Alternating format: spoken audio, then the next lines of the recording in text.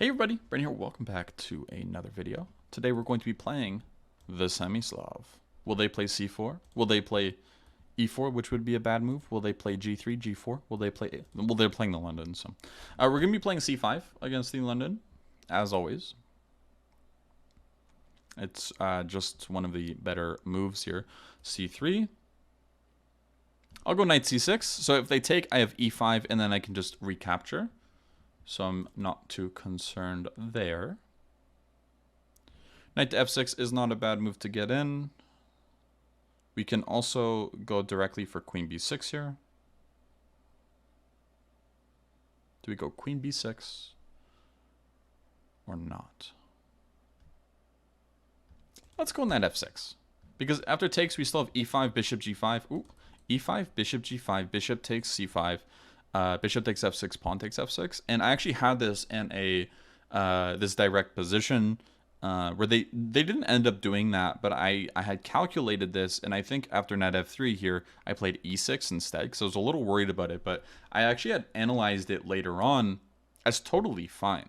The position is, I think, slightly better for black, so I just thought it was messy, especially with having to play moves like g takes. So let's play queen to b6 now. And we're going to see if they fall for a little trappy trap. Okay, they don't. So the hope was queen b3, c4, queen c2, bishop f5, and then takes, queen takes b2, and queen takes a1. But they didn't fall for it. So we're just going to take on b2. We like taking pawns, believe it or not. Rook b1 will take on c3. We like pawns, believe it or not. I keep saying, like, I know that was kind of the joke that I was saying it again, but whatever. Okay.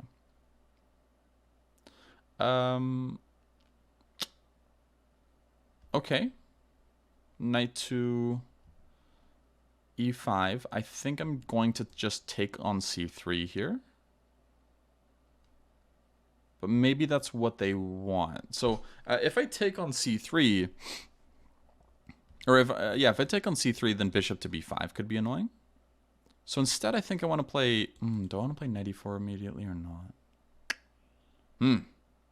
Tricky.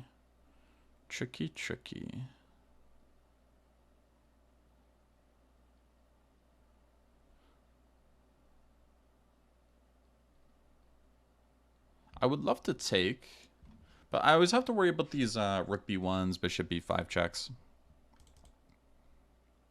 I could play a6, kind of a funny move.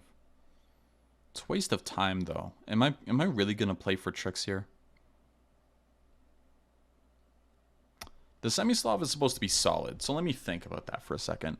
Queen takes c3, bishop to b5. If knight to e4 and they take on c6, they're threatening discoveries, and we have to deal with that. Bishop to b5 kind of works, actually. This actually does work, and if they take and then knight takes, I don't really care too much about that. Maybe a6 is actually a good move, though.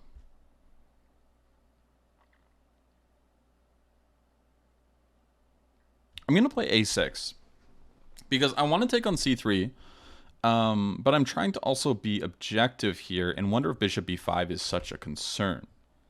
And I'm not sure. So queen a4, I can take on a1, so they're not really quite possibly able to do that. Sometimes if the queen's on like d8, you can see this queen a4, bishop b5 anyways pop up because there's a pin on this rook. Here, luckily, it's not the case because we're attacking it. So rook b1, queen takes on c3, queen to a4, knight to e4. If they take on c6, I end up checkmating them, so that's a little too slow for them as well.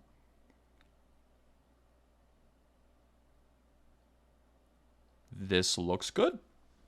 I'm having difficulties finding any problems. I don't want to play bishop d7 because knight takes d7, and my knight's very far from e4, which is kind of where it wants to go in these positions, especially to try to take more pawns, as you know, we all know and love to do. If they take on c5, I'll take on c3. If they develop, then I'll... Do I develop?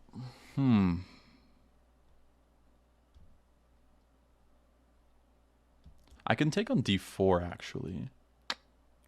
This doesn't look so bad. It's a lot of material. If they take, I'm going to take on d4 here. They can try taking on d5. I'll go e6, bishop. If I can just play e6, bishop e7 in castles, I'm winning. But to say there's no compensation would be silly. There is a fair amount of compensation, actually.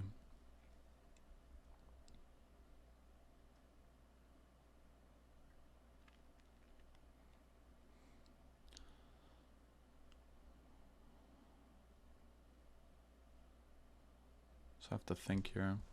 My opponent's playing quite well. I think that, interesting. Interesting.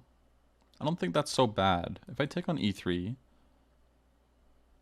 and then take on d5 with my knight, that looks probably best. I think this would help me develop a little bit. I'd rather take with the knight than the pawn here. I'm just worried of any checks. Yeah. So knight takes. There's maybe knight c3 in the air. Like if rook b1, queen takes a2, there's knight c3. I'm also threatening potentially to take on f4. Followed by like e6, bishop c5, or bishop b4. Those all look like they benefit me. And here I can take on e3, and I think this is winning. I know it's a lot of material, but we also have to be objective here and realize that sometimes it's just good to take stuff. And here I'm really struggling to find a refutation to just taking on e3 here. Rook b1. We can actually consider knight c2, but there's no queen e5 check, which makes me less interested. Instead, rook b1, I'll just take on d1. Because rook takes b2, we can actually take with the knight, and we can actually save our knight. There's a lot of squares we can go to. This is a very, very, like, heavy game, calculation-wise, but, you know, that's what you gotta do sometimes. And I gotta come out with a calculation video. I wanted to do a series on a few things, actually. One is weaknesses. Well, that one may not be a series, but I wanted to talk at length about weaknesses and make something like very, very... so I think we can just take on a 1 here.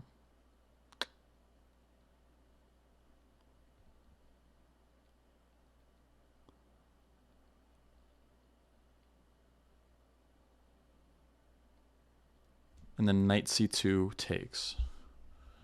And then I can go bishop to f5 and actually probably just keep the piece, right? Let's take it. I'm just hoping I'm not miscalculating something, like really strange.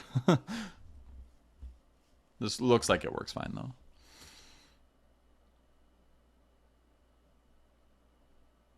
There's also an argument for knight c2. I just chose queen takes a1 on a whim, because it's just nice to kind of force trades, because they're kind of forced to trade, right? Because they can't move their queen because it's pinned to the king. And then after knight c2, we actually just take back. Oh yeah, about the series stuff. Yeah, I have a few series that I'm working on. I'm a quarter of the way done a Berlin Endgame series, which is to celebrate 1,000 subscribers. I know it's like kind of a meme, but that's definitely the intention of it. It's also kind of funny. Ooh, that's a very good move from them. It's a very good move. So I gotta find ways to try to keep the piece if I can. If I can't, that's not really a concern either, though. Let's go e6 and bishop a3.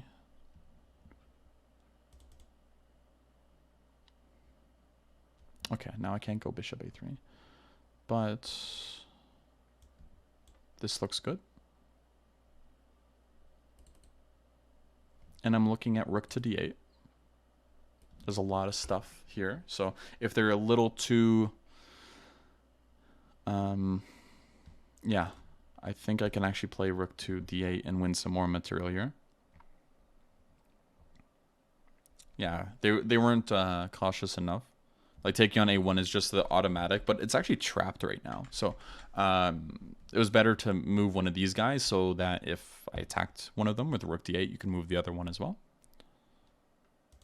But that's very hard to do. Oh yeah, so anyways, Berlin endgame. So that's hopefully coming out in the next like week or two, maybe. But I have like 7 hours-ish to record. It's gonna be 10 hours long, which is very long. Oh. So yeah, we'll just have to see how that goes. But when that's done, I want to work on like some more serious stuff. It would be really, really cool to do something on attack. And I'd want to spend more time and be a little bit more serious with it. With the Berlin endgame one, it's kind of like an outline more than anything, and not like some serious, you know, Bible of the endgame or something.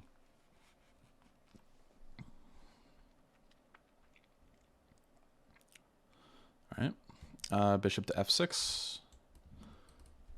They're forced to play rook to b2. Or bishop to e5, that's fine too. We'll just see what they do here. I don't want to pre-move this. I could pre-move bishop e2, but I don't want to play bishop e2. I actually want to play something else. So I'll have to see what they do. If rook b2, which I'm expecting, then I'll play rook takes d2. Yeah, so that's why I didn't want to play it. And then I can actually pre-move rook takes d2, rook takes b2, bishop f5, bishop d3, bishop c3, and then rook to b1 checkmate. Which I think is checkmate, right? Yeah, it's checkmate. Okay, cool. Good game.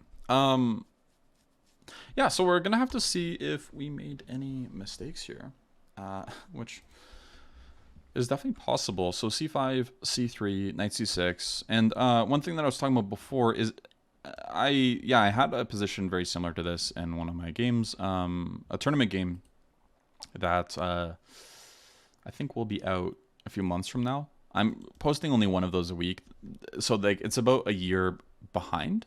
So you're seeing games that I played from a year ago. That's intentional because I don't really want to leak any immediate prep. Like if I use some interesting prep, I don't want to leak it the next day because, you know, then all that work was kind of, it's not for nothing. Like it's not like everybody watches the videos or anything, but I don't want to make it that, I don't like using the word accessible, but I don't want to make it like that much more difficult for me, because I know some of the people I play have seen some of those videos. So I've actually had people directly prepare against me because of the stuff I post. So that's frustrating, but also fine. It's something that I've kind of, you know, I have to deal with that. So yeah, it's about a year behind. So even though if I play like a 5-game tournament, that's like, you know, every Monday they're being posted now. So anyways, yeah, so what I was saying was that I had a game in the Quebec Open, I think it was round 4 or round 5, where I was looking at this position and I wasn't sure how to assess this, where I wasn't sure if I should play e6 or knight to f6. I think maybe knight d2 and knight f6 were included, something like this, and then e3 or something like this. And I just wasn't sure about this. I wanted to play queen b6, and I also wanted to play like bishop to f5. And what I was worried about is after bishop to f5, can they take on c5? But the answer is they can't, because if e5, bishop g5, bishop takes c5, takes and takes. And yeah, I think the queen was not attacking the pawn.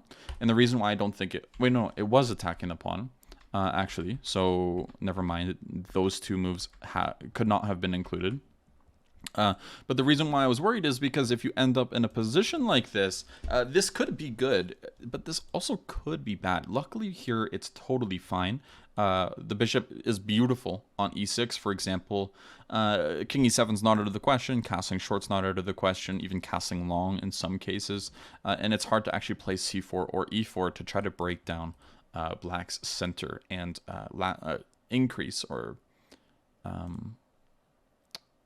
well, our advantage in development here. So just a few things to point out. So knight to f3, queen b6. So again, it kind of sets up a nice little tricky here where after queen to b3, we can play c4. And after c4, they should actually take on b6 there. And if they don't and play queen c2, which a lot of people do, because they're worried of this variation, knight d2, b5, and then b4. And they're scared because a3 doesn't work because b4 anyways takes and knight takes, and we're threatening knight to c2 here. So when they move away, a lot of people might get a little worried of the structure. I think it's actually totally fine, but black definitely has equalized. So queen c2, and there's this funny move bishop to f5, which can be hard to see. And after bishop or queen takes bishop on f5, they're actually losing because of queen takes b2. That's actually why we include knight to f6, because here queen takes d5 would be available, and now it's not.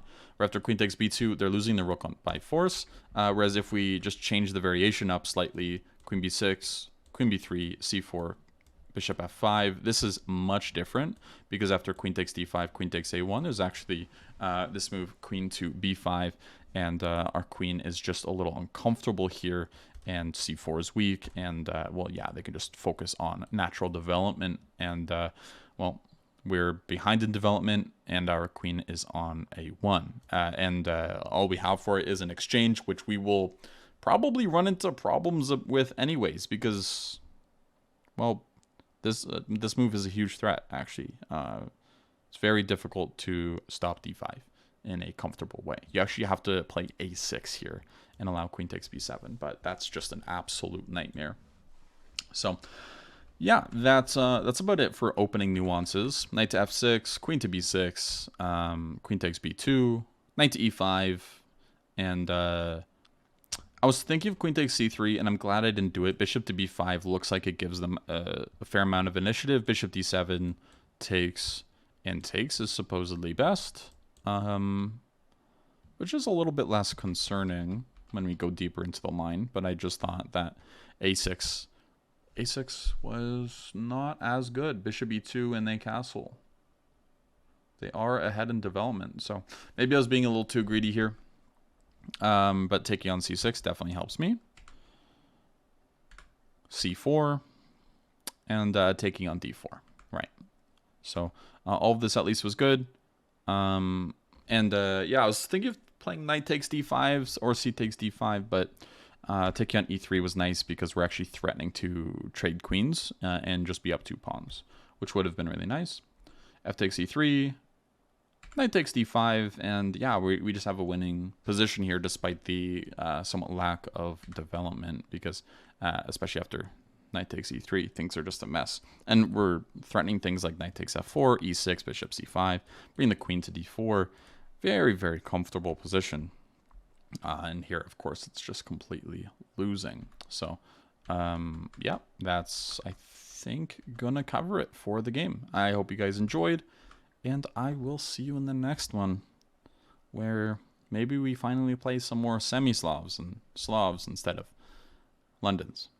All right. Bye-bye.